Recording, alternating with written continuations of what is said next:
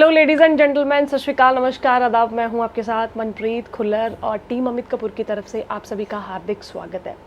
आज बड़े interesting topic पे हम बात करेंगे। ये टॉपिक कंसर्न का इशू है। आज के टाइम में हम अक्सर देखते हैं कि मैरिज जो है वो सबसे बड़ा इशू आज के टाइम में यंगस्टर्स फेस करते हैं, क्योंकि एज हो जाती है, स्टडीज़ कंप्लीट हो जाती हैं, अगला टारगेट होता है या तो करियर बनाना है या फिर अपनी मैरिज के लिए कुछ सोचना है। मैरिज को लेके बहुत सारी प्रॉब्लम्स फेस करनी पड़ती हैं। किसी की शादी नहीं होती, एज बढ़ती रहती है, शादी नहीं होती। अगर शादी का कुछ योग बनता है तो टूट जाती है, डाइवोर्सेस के चांसेस हो जाते हैं, डिले हो जाती है। ये जो टॉपिक है बहुत ज़्यादा सेंसिटिव इशू है जिस पे आज हमने बात करनी है। टेंशन नहीं लेनी, घबराना नहीं है, क्योंकि इन सब टॉपिक के जो इस टॉपिक पे आज हमने बात करनी है, क्योंकि अमित जी हमारे साथ हैं तो हमें हर सवाल का जवाब मिलेगा।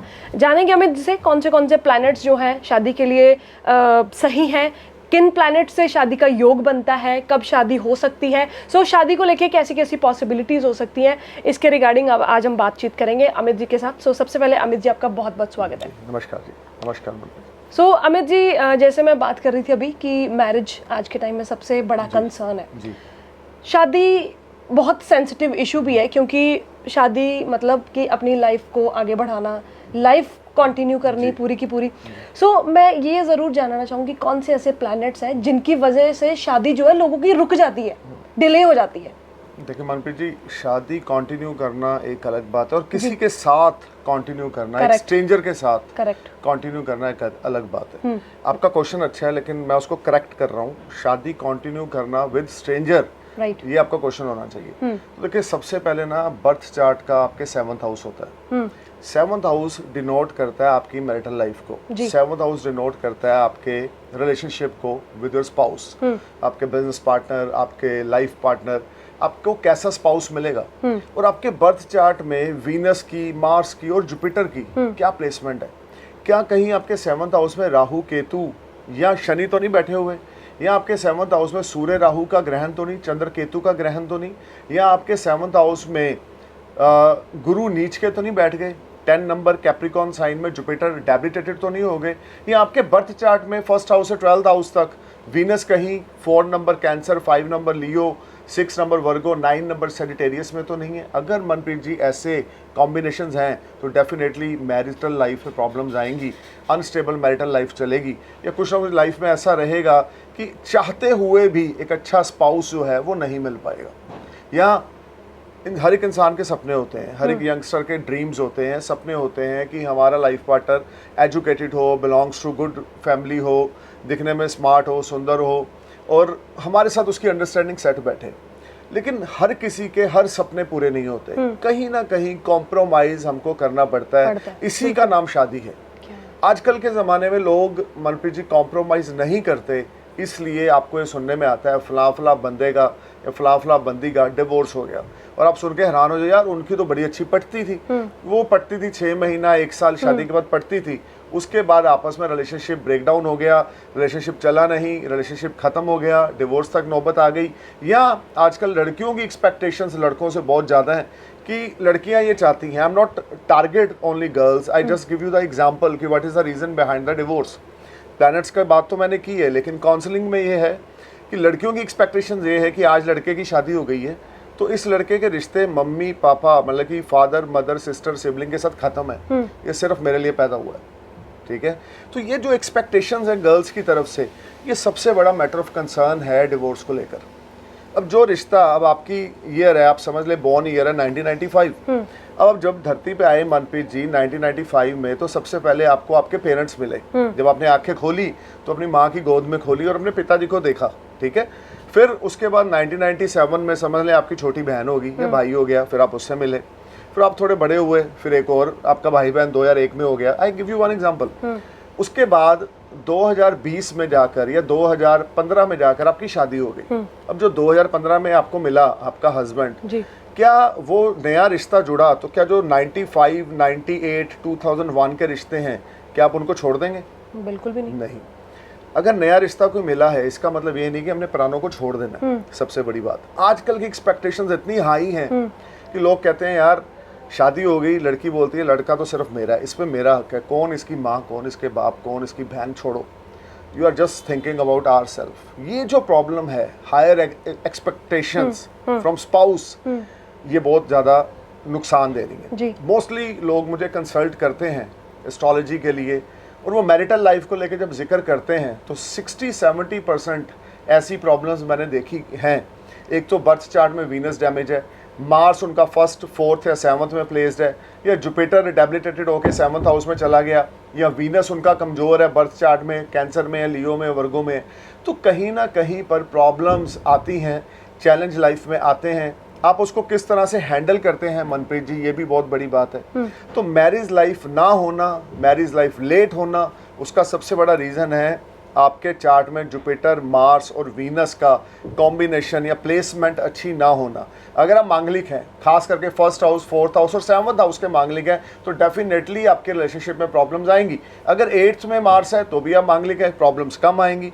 12th में मार्स है तो भी आप मांगलिक है, प्रॉब्लम्स कम आएंगी, क्योंकि लगन में बैठकर मंगल 7th एस्पेक्ट से आपके 7th हाउस को देख रहा है। और अगर 7th में बैठ ही गया तो फायरी प्लैनेट है, और काल पुरुष की कुंडली में जो 7th हाउस है वो वीनस के लिए बड़ा कंफर्टेबल है। और जहाँ पर 7th हाउस में सूर्य मंगल आकर बैठेंगे तो वहाँ पे कुछ प्रॉब्लम्स क्रिएट जरूर होंगी। चंद्र केतु की युति हो जाए, या हम बोल सकते हैं कि गुरु शुक्र की युति हो जाए, तो भी अनबैलेंसिंग सिचुएशंस रहेंगी। लेकिन जुपिटर वीनस का कंजक्शन 7th हाउस में, स्पाउस बड़ा नोबल फैमिली से होगा, एजुकेटेड होगा, प्रोफेशनल होगा, उसके बावजूद अंडरस्टैंडिंग में प्रॉब्लम आएगी। Something is there which is create problem. बहाना चाहिए। देखो, जिसने आपके साथ रहना है ना, वो आपको कभी नहीं छोड़ेगा। आपने चाहे कत्ल कर दिया, आपने चाहे गुनाह कर दिया है, वो आपको नहीं छोड़ेगा। और जिसने मनप्रीत जाना है, वो आप जितने मर्जी सच्चे बन जाओ, जितना मर्जी जस्टिफाई कर लो आप अपने आप को, उसने जाने ही जाना है, वो आपके पास नहीं रहेगा, क्योंकि उसने मन बना लिया जाने। तो रिलेशनशिप जो है एक बहुत ही, एक जिसको बोलते हैं कि नाजुक कड़ी बन गई है आजकल के दौर में। जब आपके पेरेंट्स की शादी हुई या मेरे मॉम डैड की शादी हुई तो ज़माना और था। पापा ने कुछ मम्मी को बोला तो मम्मी आराम से बैठ गए, ठंडे होके बैठ गए, नहीं यार पति परमेश्वर है। आज की डेट में अगर कोई हस्बैंड अपनी वाइफ को थोड़ा सा ऊंचा बोले तो बोलती मैं तो कमाती हूँ, तो मैं तो जा रही हूँ, तू जा भाड़ में। So this is the respect level between spouse. ये जो लेवल है ना, ये डे बाय डे डिक्रीज हो रहा है, कम हो रहा है। यू मीन की पेशेंस लेवल की कमी, आज पेशेंस भी कमी है। और दूसरा, गर्ल्स को भी ये है कि यार हम तो अपने पाँव पे खड़ी हैं, हम 50,000 लाख महीने का कमा रही हैं, मुझे पति की जरूरत क्या है। कुछ माइंडसेट ऐसे होते जा रहे हैं कि रिलेशनशिप, इमोशंस, फीलिंग्स की कोई वैल्यू नहीं होती। जब फर्स्ट हाउस है 7th हाउस में मैलेफिक प्लैनेट राहु केतु का एक्सिस हो, शनि भी अगर साथ में आकर बैठ जाए, सूर्य राहु की युति हो जाए, तो कुछ ना कुछ मनप्रीत जी लाइफ में ऐसा रहता है जिससे कुछ इश्यूज लाइफ में बनते रहते हैं। बहाना कोई भी हो, आपके हस्बैंड ने कुछ 19-21 कर दिया तो इसका मतलब ये नहीं कि आप डिवोर्स ले लो, आप नोटिस भेज दो। आप हर एक चीज का सोल्यूशन होता है। Time is a healer, time is a killer. इंसान कभी भी कोई ये नहीं चाहता कि वो अपनी खुद की इंसल्ट करवाए या खुद का उसका डिवोर्स हो, लेकिन सरकमस्टांसेस ऐसे बन जाते हैं कि इंसान उस दलदल में फंसता चला जाता है। अगर आपके ऊपर राहु की महादशा है, अगर आपके ऊपर केतु की महादशा है, शनि की महादशा है मनप्रीत जी, और ये तीनों प्लैनेट आपके लगन या 7th हाउस में बैठे हैं, ऊपर से मंगल के साथ अगर राहु की युति है, मंगल के साथ अगर शनि की फर्स्ट हाउस है 7th हाउस में युति है, या आपके बर्थ चार्ट में मार्स और वीनस का कंजक्शन आपके 6th house, 7th house, 8th house, first house, 4th house में है, तो एक्स्ट्रा मैरिटल अफेयर रहेंगे या आपका मैरिटल अफेयर पकड़ा जाएगा, जिस वजह से आपका डिवोर्स होगा। There is a lot of reasons about divorce.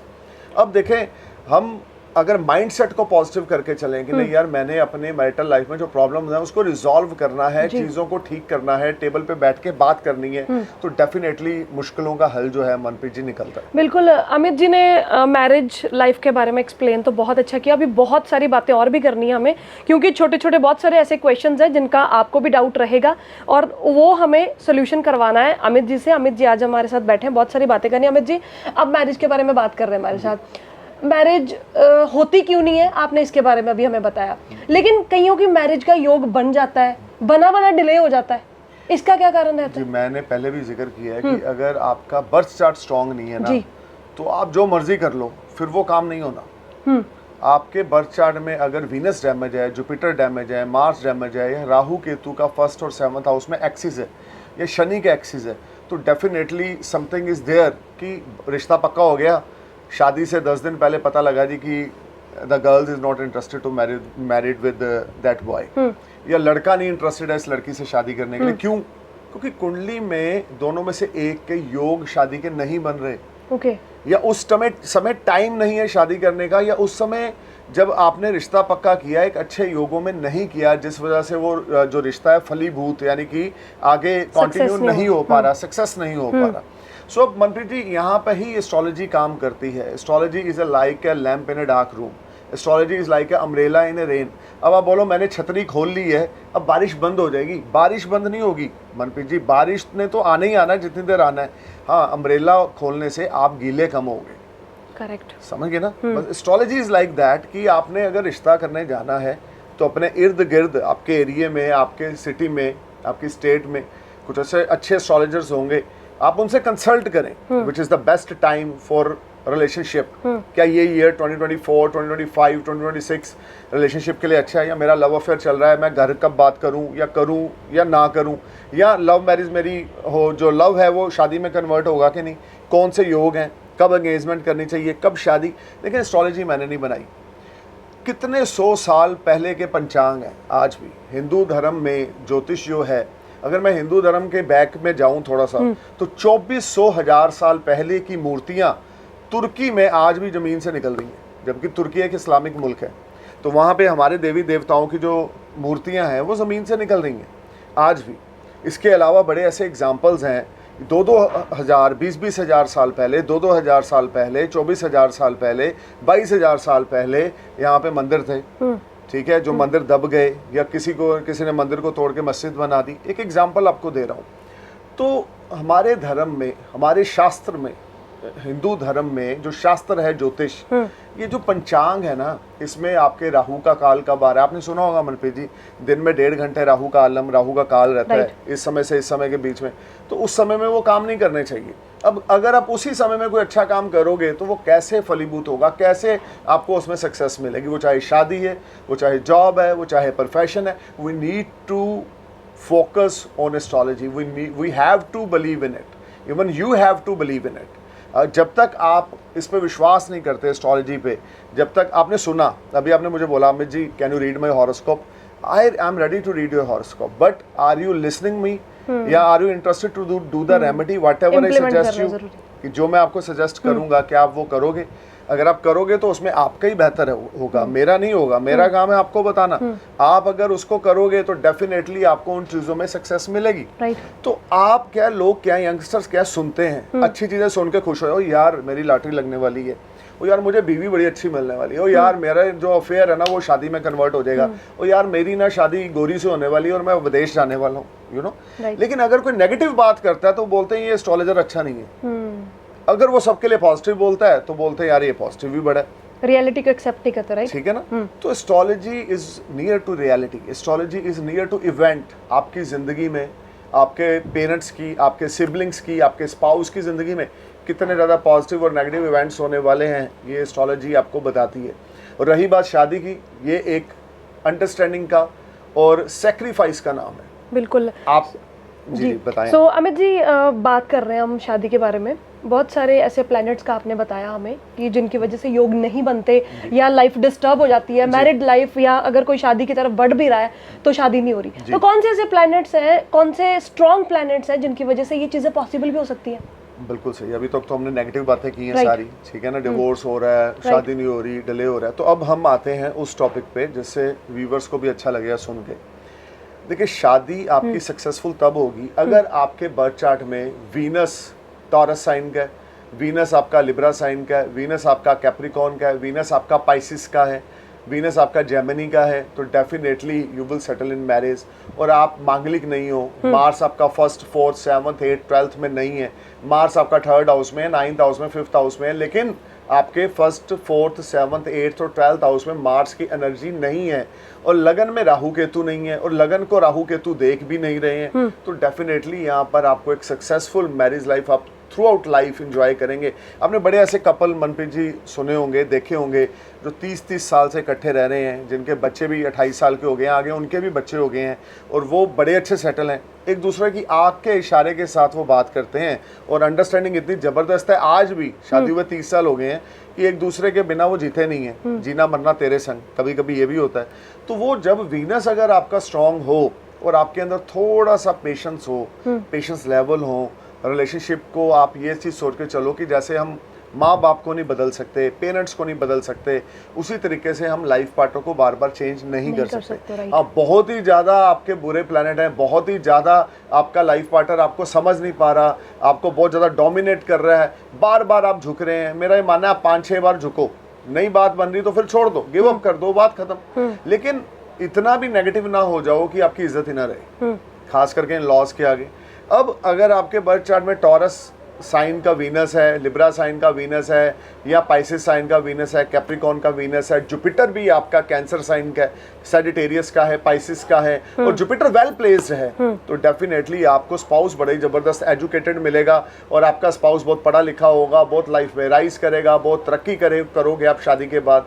तो there is a lot of planets in horoscope. 9 ग्रहों में से आपके लिए खास करके जुपिटर, मार्स और वीनस की प्लेसमेंट अगर स्ट्रांग है और आप मांगलिक नहीं हो, तो राहु केतु का एक्सिस आपके 1st और 7th हाउस में नहीं है, तो 100% आपको एक अच्छा लाइफ पार्टनर मिलेगा और आपकी लाइफ बहुत सुकून से बीतेगी, जिसमें आप बहुत ज़्यादा एंजॉय करने वाले हो गाइस। सो ओवरऑल अगर आप कोई शादी करने वाले हैं, शादी का डिसीजन लेने वाले हैं ज़िंदगी में, तो जल्दबाजी में बिल्कुल ना लें। 1, 2, 3 अलग अलग एस्ट्रोलॉजर से जो आपके नियरेस्ट हैं उनसे कंसल्ट करें, वो आपको बताएंगे कि आपका हॉरोस्कोप आपके होने वाले स्पाउस के साथ मैच कर रहा है। कंपैटिबिलिटी 36 में से 28, 24 या 30 या 32 है, या एक अच्छी कंपैटिबिलिटी के साथ साथ मांगलिक तो नहीं है कोई। अगर नहीं है तो आपको ज़रूर प्रोसीड करना चाहिए, लेकिन बिना गुण मिलाए, बिना बर्थ चार्ट को मैच किए बिना अपनी ज़िंदगी को हेल ना बनाएं, क्योंकि ज़िंदगी बार बार मौका नहीं देती। बहुत कम लोग होते हैं जो बार बार गिरते हैं और ज़िंदगी बार बार उनको मौका देती रहती है। तो मैं नहीं चाहता किसी की भी ज़िंदगी में ऐसा समय आए कि उसकी पर्सनल लाइफ में अनबैलेंसिंग सिचुएशन आए, या उसको बहुत कंट्रोवर्सी का सामना करना पड़े, या एक अच्छा खासा परिवार कोर्ट कचहरी में जाके खड़ा हो जाए डिवोर्स के लिए। तो उसके लिए गाइस, अगर आप कोई भी बड़ा डिसीजन लेना चाहते हैं, खास करके शादी से संबंधित, तो अपने नियरेस्ट एस्ट्रोलॉजर से बर्थ चार्ट को चेक करवाएं। अगर आप खुद एस्ट्रोलॉजी जानते हैं तो प्लीज़ उस अपने ज्ञान का ही फ़ायदा उठाएं, अपने चार्ट को देखें कि मार्स कहाँ प्लेस्ड है, वीनस कैसा है, वीनस की प्लेसमेंट कैसी है, क्या वीनस केतु का कंजक्शन तो नहीं है, और जुपिटर कहाँ पर है आपका। ये सारी छोटी छोटी चीज़ें आपकी लाइफ को इजी कर देंगी। अब आप बोलेंगे ये एनर्जीज हैं, हम इनसे क्या करें, हम ग्रहों में हम ये कुंडली खोल ली D1 D9, यार भाई इसी में आपकी ज़िंदगी के सारे रूट्स हैं। जो आज तक आपकी ज़िंदगी में हुआ है वो सब आपके बर्थ चार्ट में है, वो इस हथेली में है, आपके पाम में है, आपके मुकद्दर में, आपके माथे की लकीरों में है। तो आपको ये जानना ज़रूरी है आपकी ज़िंदगी में आगे क्या होने वाला है। उसके लिए ये भी चेक करवाएं, ये भी चेक कराएं, लेकिन बर्थ चार्ट को चेक करवाना ना भूलें।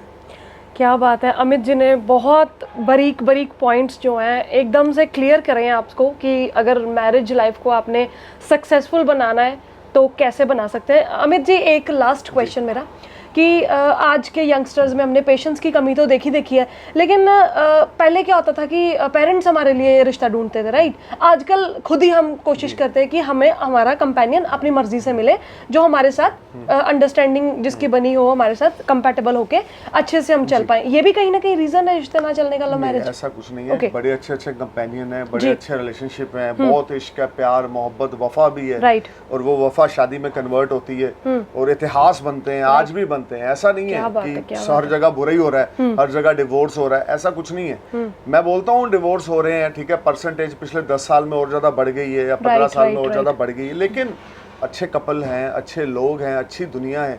अभी पीछे रिसेंटली मुझे ना मनप्रीत जी किसी ने एक क्वेश्चन पूछा कि मुझे जो भी मिलता है ना बुरा ही मिलता है, ठीक है, ये दुनिया ना बुरे लोगों से भरी पड़ी है। तो मैंने उसी समय उनको काटा, मैंने को बोला सर आप यहाँ पे गलत हो। अगर दुनिया में बुरे लोग ज्यादा होते तो दुनिया होती ही ना, करेक्ट। क्योंकि दुनिया इसीलिए है कि यहाँ पर अच्छे लोग भी हैं। अगर पाप है तो पुण्य भी है, अगर भूत है तो भगवान भी है, अगर पास था तो प्रेजेंट भी है और फ्यूचर भी है, राइट, वेरी राइट। सो उसी तरीके से हम अपने पास से कुछ सीखते हैं और प्रेजेंट को और फ्यूचर को बेहतर बनाने की अगर आप कोशिश कर रहे हो तो एक दिन आप बहुत अच्छे इंसान बन जाओगे, तो उस समय आप इन रिश्तों के लड़ाई झगड़ों से ऊपर उठ जाओगे। आपकी जिंदगी में ना उन चीजों की वैल्यू नहीं रहेगी कि यार बीवी ने ये बोला, मम्मी ने ये बोला, पापा ने ये बोला, तो मैं क्या करूं। अब लोग यार मम्मी अपनी जगह है, बीवी अपनी जगह है, फादर साहब अपनी जगह है, क्योंकि आपका माइंडसेट थोड़ा सा हाई लेवल पे चला गया है। आप इन चीज़ों से बाहर आके कर्म के पीछे चल रहे हो। तो जब एक यंगस्टर, वो चाहे 25 साल का है, वो चाहे 40 साल का है, अगर वो कर्मों को आगे लेके चलता है, वो सोचता है यार बीवी भी मेरी उतनी वैल्यूएबल है जितने पेरेंट्स हैं, तो रिश्ते में प्रॉब्लम आती नहीं है। और ऐसे बड़े कपल मैंने देखे हैं, they are still young, you know, जिनकी किन्हीं की शादी 4 साल पहले हुई है, 3 साल किन लोगों की, कुछ जनों की शादी हुई है, और दे आर वेल सेटल। उसको आप क्या बोलेंगे? ये मनप्रीत जी हमारे खुद का माइंड सेट है। मैंने अभी आपको एग्जाम्पल दिया है कि जिसने जाना है ना, उसको आप रोक नहीं सकते, उसमें बहाना बनाना है जाने का। और जिसने नहीं जाना, आप कत्ल भी करके आ जाओ, आप गुनाह भी कर दो, कोशिश करेंगे रुकने की, आप व्हाइट हाउस में को उड़ा दो, उसने तो भी नहीं आपको छोड़ के जाना। ठीक है कि नहीं? उड़ाना नहीं व्हाइट हाउस को। मैं सिर्फ एग्जांपल दे रहा हूँ। तो कहने का मतलब ये है कि आप, अगर आपके मुकद्दर में पत्नी का सुख लिखा है, तो आपकी पत्नी, आप जो जुआरी हो, आप शराबी हो, आप कवाबी हो, आप जो भी हो, और आपकी बीवी को पता है आप वाहियात काम करते हो, उसके बावजूद वो आपको छोड़ के नहीं जाएगी, क्योंकि वो आपके साथ कनेक्टेड है। और उसकी कदर करो, उसके प्यार और फीलिंग्स की कदर करो। और जिसने जाना है, ना आप जुआरी हो, ना आप ठग हो, ना आप फरेबी हो, ना आपका करैक्टर खराब है, ना आप कोई ड्रिंक करते हो, फिर भी वो जा रही है छोड़कर। क्यों? क्योंकि उसने जाना है, उसकी किस्मत में आपके जैसे अच्छे इंसान का सुख नहीं लिखा, आपके जैसे अच्छे इंसान का प्यार नहीं लिखा। So there is a lot of reasons. एक और रीज़न है जो मैंने यंगस्टर में देखा है, बहुत सारे लोग कंसल्ट करते हैं और पूछते हैं सर मैं इससे शादी करना चाह रहा हूँ, लेकिन ये लड़की मुझे सिर्फ होप दे रही है, ठीक है, और कुछ नहीं दे रही, सिर्फ एक आशा है, ना हाँ है ना है। तो उसके लिए भी एक लाइन है जो मैंने लाइफ में देखी है कि जो हमें चाहिए उसे हम नहीं चाहिए, और जिसे हम चाहिए वो किसे चाहिए। ठीक है ना? तो लॉजिक सिर्फ इतना है कि आप अपने आप को गिव अप करो। जो आपके बर्थ चार्ट में लिखा हुआ है वो आपको मिलना है, और वो आपको मिल के रहना है। वो आपसे कोई छीन नहीं सकता, और जो नहीं लिखा वो आपको कभी मिल नहीं सकता। यही डेस्टिनी है, यही एस्ट्रोलॉजी है, और यही रियलिटी है। क्या बात है। इसी पॉजिटिविटी के साथ, इतनी सारी एग्जांपल्स देके अमित कपूर जी ने हमें समझाया है कि कैसे एक मैरिज को आप सक्सेसफुल बना सकते हैं।